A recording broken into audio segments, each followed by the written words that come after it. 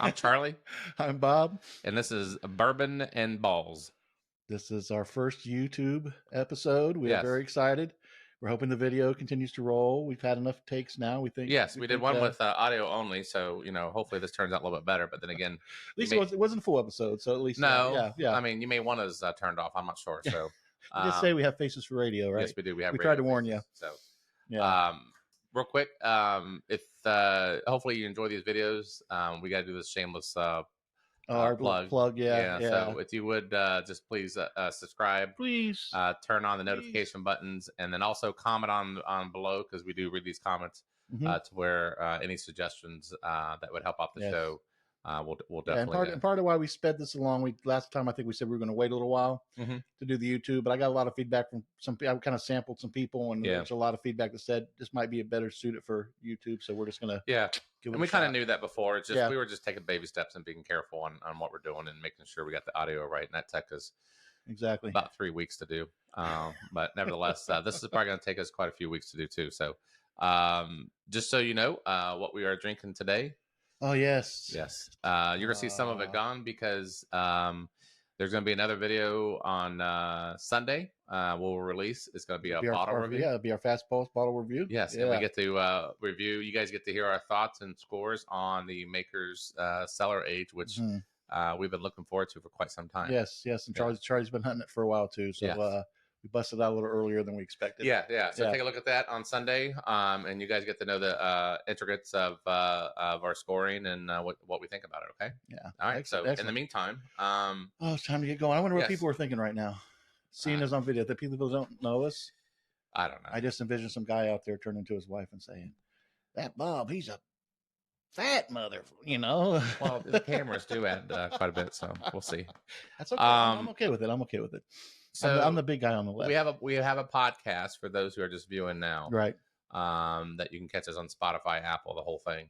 And we've been talking about some certain things that we're going to continue to talk today about it. So feel free to catch those previous episodes. Right, and we hope maybe at some point just load them on YouTube as well. Yeah, it's just the audio of them. Correct. So one thing we talked about is I gave some homework to do.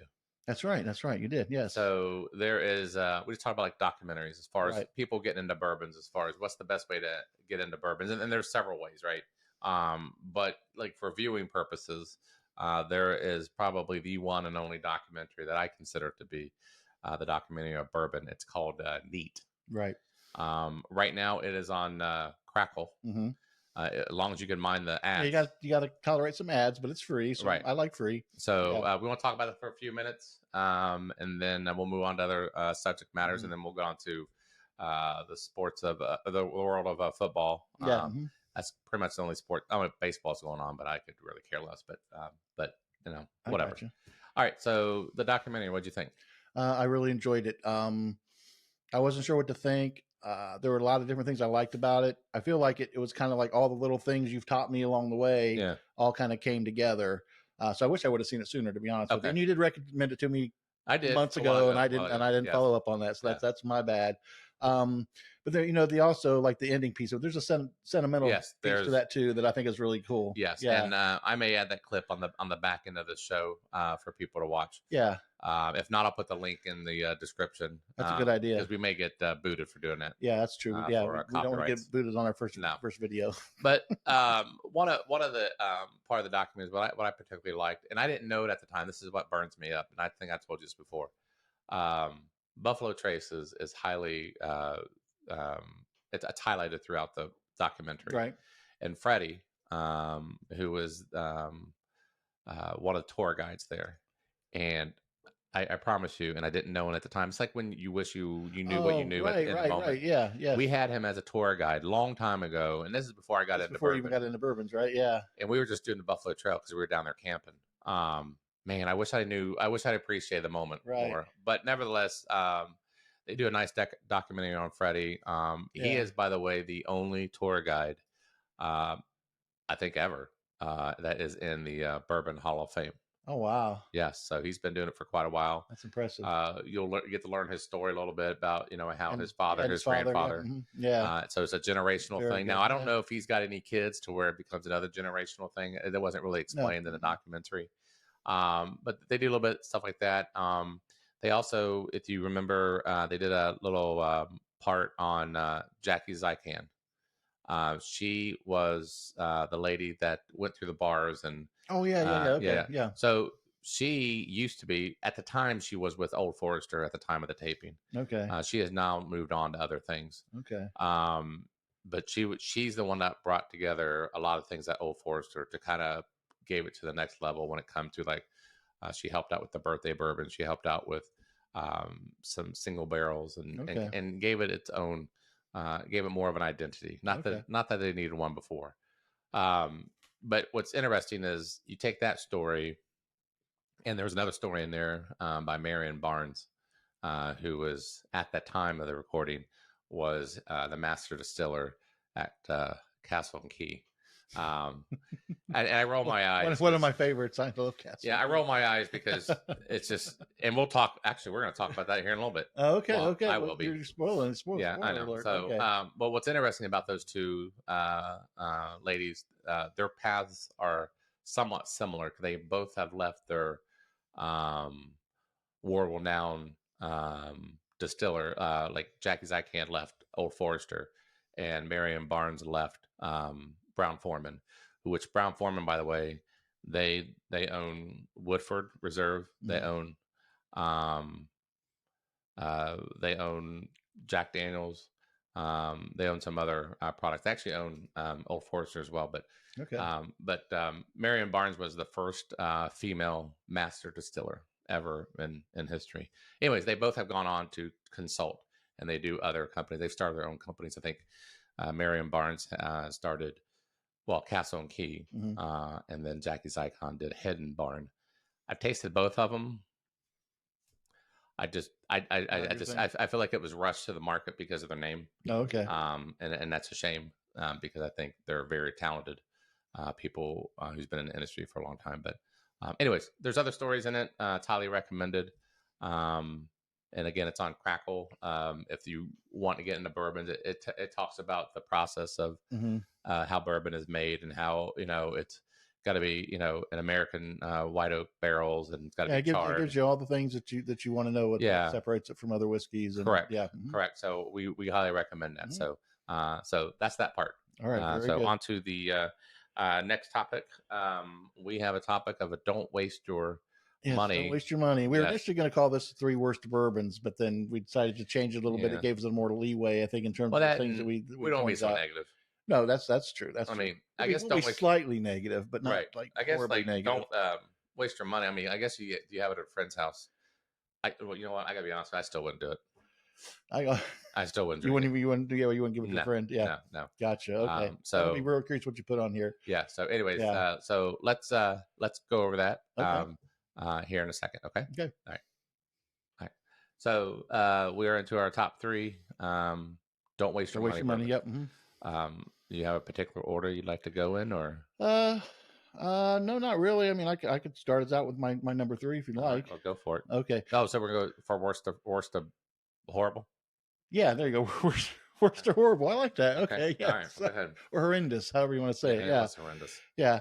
And this one we talk about this kind of phenomenon sometimes, like where you want to like something. Yes, I do that all the time. Yes, but then you put it up against some other things and it doesn't really work out. Yes. And this is a cheapie. We went over, I think, our very first full episode. We did our under $40 that we recommended. Okay. Correct? Yeah. Okay. And I wanted to like this one because it's a cousin to my old man's whiskey, which is Kessler's, and it's Old Crow. And I think I put it on your blind one time, and you questioned if it was actually bourbon. it was that bad, and I wanted to like it, like I said, because it's a cousin to Kessler's, but it's not good. It's cheap anyway, but it's so you wouldn't even use it as a mixer. No, I wouldn't use it for anything, to be honest with you. I maybe to clean some sap off your car, maybe I don't know, car windows, maybe. Okay. Yeah, so I was disappointed. It only goes for like $13. It's gotten even cheaper. I think it was 16 or 17 when I first bought it. So its price has actually gone down on it. But given the other stuff that we mentioned, or I mentioned, both of us mentioned in the under 40 would be there's a lot of better options. And you get some Rebel 100 for $3 more. And we don't have a bottle of that, right? Because you probably just drained it. Oh, well, no, I mean, I don't waste liquor. You drink it? Yeah. Okay. Well, you're gonna find that one of the bottles that I mentioned, I just don't have on me. I got you. And that's just unfortunate. But that's not number 3. Number 3 for me, unfortunately, and I hate doing this, I really do. No, you don't. Yeah, I do, because this is one of the most overhyped for me, and I was so disappointed. It was the Castle and Key. This is actually batch 1. I'm only keeping this because for sentimental value, because this is the very first batch. So I'm not going to open it. But I've had other Castle and Keys as far as backup bottles and stuff like that, and I've opened it, and you've tried it. It's I don't like it. It's malty. I like it. Yeah. I'm a fan. I'm a big fan. Yeah, I'm not a malty fan. And your background too is Scotch. Yeah, I think that's part of why. And Irish whiskey. So yeah, I have more of a fondness for something like that. So if you like that kind of stuff, you may like it. But for me, man, it was such a disappointment. Is that one that you threw into a blind, not telling me, and I still? Yeah, and you freaking yeah, because he thought for sure I was going to downgrade it because he thought it was so bad, but then I still scored it. I mean, it's a 4-year-old bourbon, but I mean, it's. That's where we all have different tastes, And you know what I'm grateful for? That he gave me the rest of the bottle. Oh yeah, well that or I was going to put it in the sink. So. Yeah, so hey, All right, what's your number 2? Oh, now I went a little. I don't know. This isn't like a worse. This is where I said like it's just don't waste your money kind of thing. And actually, you kind of inspired this a bit. Okay. So Charlie and I took a camping trip around the spring, early summer. Oh, we stayed at Bardstown. Yeah. Okay. Yeah. This is a shame. Yeah, and Charlie was all. We did some tours. We did Lux Row, with Heaven Hill, and then we did Wilderness Trail. Yeah, and then we just went to Bardstown. We didn't do a tour there, but we were going to get the gift shop. And I don't know if you can see it on the camera. The very top shelf is all Bardstown here. It's Discovery series, and I have more Bardstown than any other distillery because I love their Discovery series. I have 4. I skipped 5 because it was made up of Dickel, and I don't like Dickel.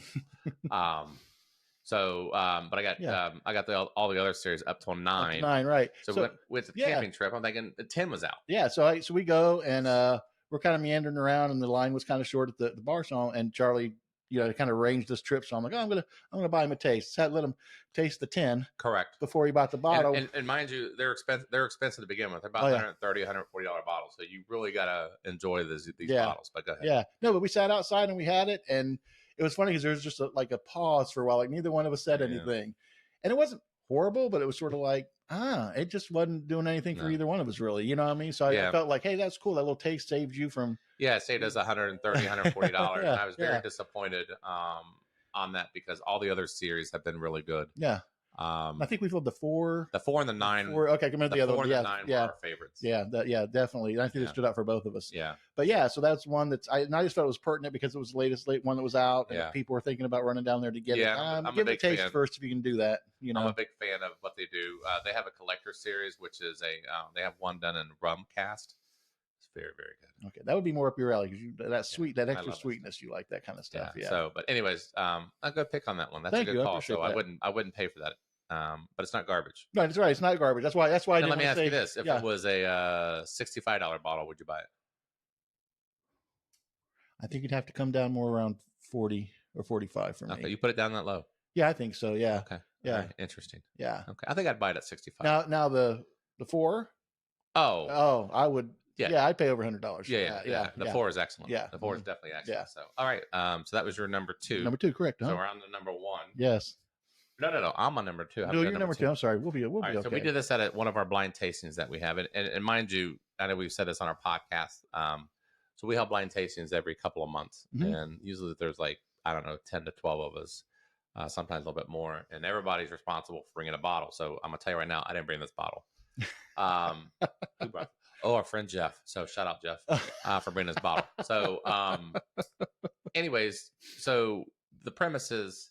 By the end of the night, we'll have, an overwhelming number 1 bottle, depending on everybody's scoring and all that kind of stuff. Yeah, it might be a couple that did good because they showed up in everybody's top 4. And not often do we have one that's overwhelming everybody's worst bourbon. Right. I think that's hoping maybe that's happened twice. And I'm going to mention the other one here in a minute. Gotcha. But the one that didn't, it was on everybody's bad list, and I can't believe he left us behind. I'm not sure what I'm going to do with this, only to maybe give it out samples to play jokes on people. But it's the Jephthah Creed, Jeptha Creed. I've never seen this bottle before. And I guess he knew the distiller. That's what it was. Oh, is that what it was? Okay. He knew the master distiller. He was on a Zoom call with him or some shit. And man, he bought 2 of these things. No wonder he left one. But it's a rye bourbon. But oh my god! I mean I'm just curious. Do you remember what you scored it? I think like a 20 or. Oh, seriously, like that low? Wow. Actually, no, it's not that bad. It's not bad. It's not horrible. It's subtle. Yeah, it's actually kind of hard to get out of the bottle. Yeah. So, anyways, I do not recommend this. I don't even know how much this is, and quite frankly, it don't matter if someone gave it to me. As you can see, this is what happens when someone gives it to you. I just don't drink it. So there you go. It becomes a decoration at that point. Yes. Yeah. So, all right, number 1. What do you got? Given what you said, I think we're going to agree on our number 1. Oh my god, we don't have this bottle. Thankfully, I actually poured it out. She left it behind, and we poured it out in the sink. It was that bad. Yeah, and I'm always one for taking scraps. You know what I mean? But I would not have even. I even felt sorry for on a desperate night. The whatever was in that drain. Yeah. So go ahead and announce that. Oh, okay. It's called Fresh. Yes. And I have no idea what it went for. I didn't. No, and God love her, when she got it, she said there was even a tag. And that's the thing. When you see a tag on a bourbon, do not get it, because they are overselling the bourbon. They will sit there and tell you that it won all kinds of awards. And it's what that said in this one. Well, one of the things that struck me, that tasting, there's a fair amount of people here. That one, there was a high large teens. Group. And people who've been here multiple times before. So these weren't like people who never had bourbons before. I mean, there might have been a couple newbies there. Right. But just by nosing it, some people didn't want to, like, they were afraid to taste it. Yeah, because it was I think my term was a wet sock. I think it was a wet sock. It's like a wet sock. It was just this one. I think I remember I called this like it's like dirty dishwater. Okay. But the other one was like a wet sock. It was horrible.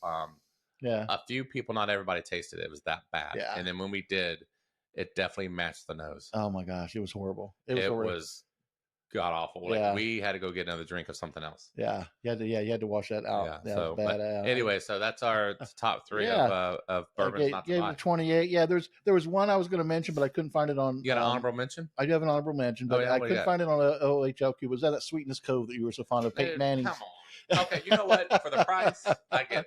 How much was that? It's like $200. Oh, you're kidding me. Will you quit? Sorry. I didn't remember that. No, it's a $200 bottle. Oh my gosh. It's right there. Is it here? Okay. Yeah, that's just a one to me. I don't know if it's around. You know what's sad? I'll probably never drink that again. It was I had it as a 57. That's how bad I thought it was. So okay, sorry, just had to throw that in there. Yeah. So anyway, that's our scoring system. I'll give it honorable mention. Okay.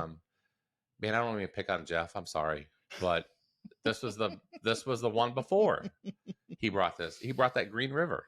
Oh, is that right? And that was just, I scored that a 40. Other people scored pretty low too. Oh yeah, like the top.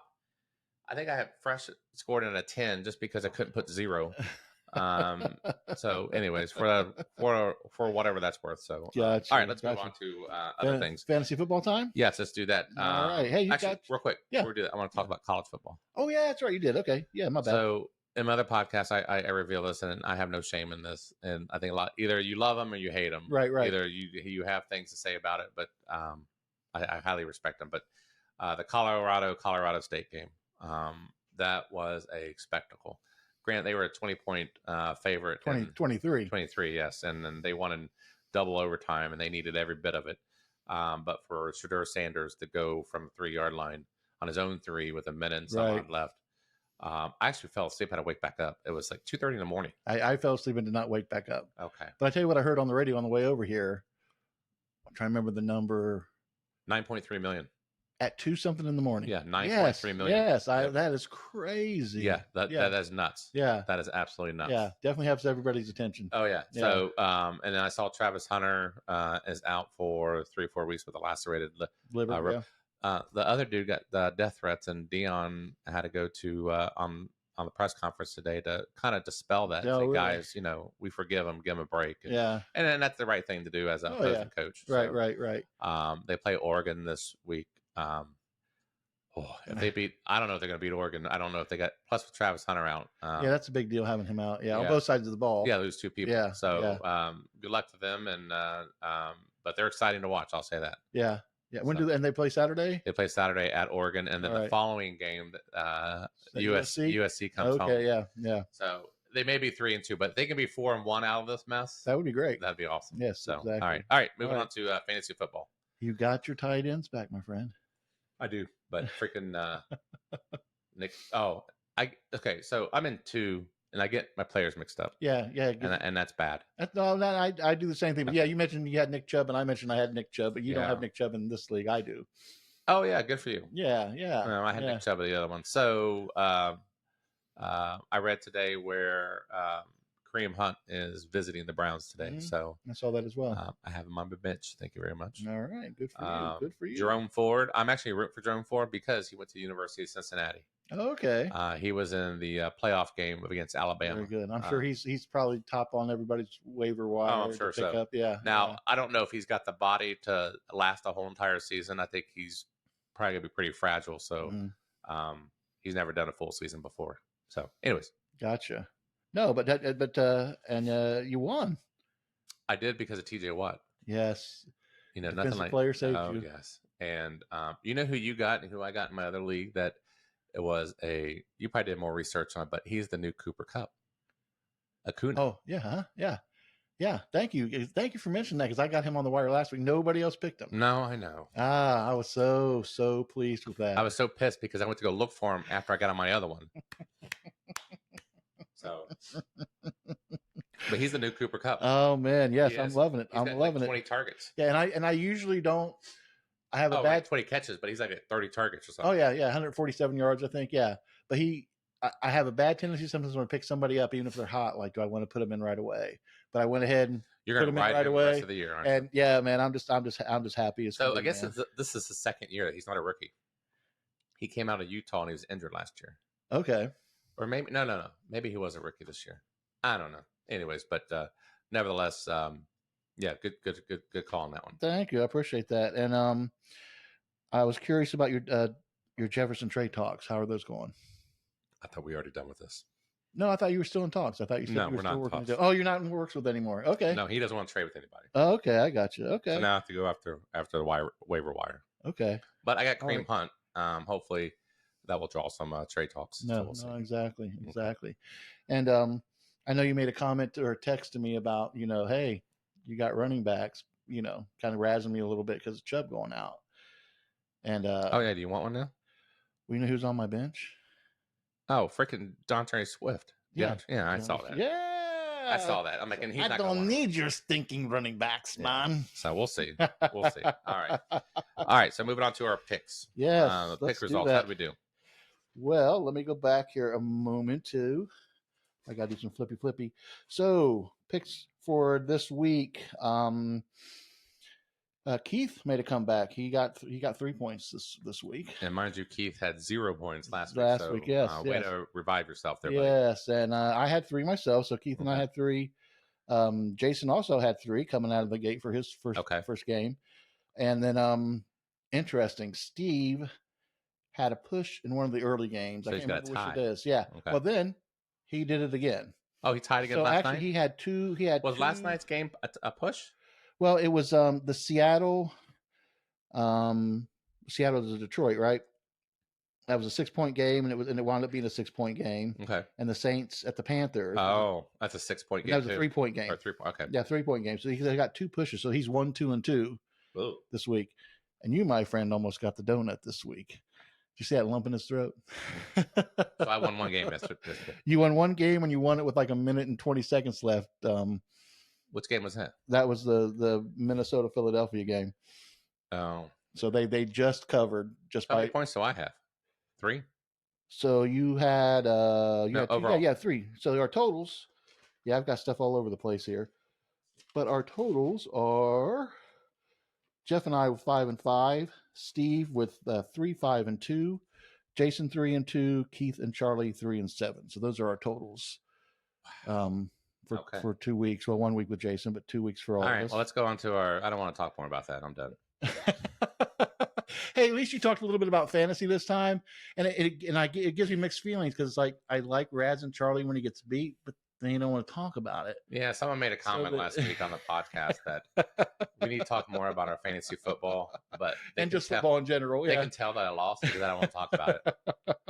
So, all right. Well, that being said, all right, about our picks this week. Well, do you want to cover the picks that everybody made, or do you just want to go into our? Let's go into our thing because we're running short on time anyway. I got you. No, that sounds good. So we got the suggestion from what for our weekly parlay? Chase. Okay. Chase Hall, which is your future nephew. Oh, dude, she doesn't know. Oh, you're shitting me. I don't. You never told me that. We're going to cut that out. I call him that. Huh? I call him that. Oh, okay. I don't say that out loud. I didn't know that. How would I know? I thought it was Anyways, he's my niece's boyfriend. So Chase, good luck on that one. Sorry, so anyhow, we're gonna do a parlay of the week. So we'll get that here in a minute. Yeah, at his suggestion. So so we had a couple games that we wanted to highlight. Again, I apologize. I'm a little all over the place with my notes here. Do you want to go ahead with the parlay, or do you want to go ahead and do the games we're going to highlight? Let's do the games we're going to highlight. All right, that sounds good. Or actually, we're not doing our picks, right? No, just a game. Well, within that, we'll discuss a couple of the picks. Okay, yeah, all right, that's fine. Yeah, because we're going to start talking about the Dallas at Arizona game. Yes, and Dallas is favored by 12 points. That's one of my picks of the week. Yes, okay. I'm picking Arizona to cover. If you look at now, granted, I know stats isn't everything, right? But if you look at their stats, both teams, compare them, they are within like 19 yards of each other. That's interesting because point totals aren't close. Correct, but they are 19 yards of each other as far as like offensively. Okay. Now, obviously, Dallas has got the best defense in the league. No one can argue that. But they're playing at Arizona, and 12 points is a lot, especially on the road. Right. So Charlie is taking Arizona. Yeah, plus 12. And plus that 12. And Steve and I are taking Dallas minus 12. I think they're going to be able to cover. I mean, the defense, I think the defense is going to be the difference maker. Probably. I think Dallas has got the better defense. They shut the Giants out, and the Jets only scored 10 on them. Not that the Jets are great. Okay, first of all, you picked one of two worst offenses in the league. I got you. And maybe Dallas looks good because of that. But how many? But 28 points the Giants score on Arizona. Yeah, I do believe. Yeah, okay. All right. So, anyways, and who's Arizona's wide receivers? Oh my God, I have no idea. Okay, that's my point. Back at you. Yes. All right. Ready to move on to the next game? Yes. Next game we're going to talk about is Denver at Miami. Miami is favorite and minus 6.5. I checked that game too. I know.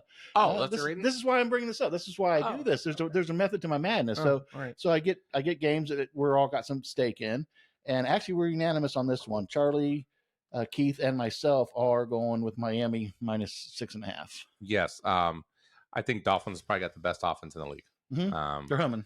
Yes, they're humming. Their offensive line is humming, and that's why it makes Mostert look pretty good. Mm-hmm. And not that he's bad; he's just a tiny back, and he's not a power back, but yet he's doing real well. Mm-hmm. The Broncos, unfortunately, are still the Broncos. Yeah, but I think they've had some close games because of a Hail Mary.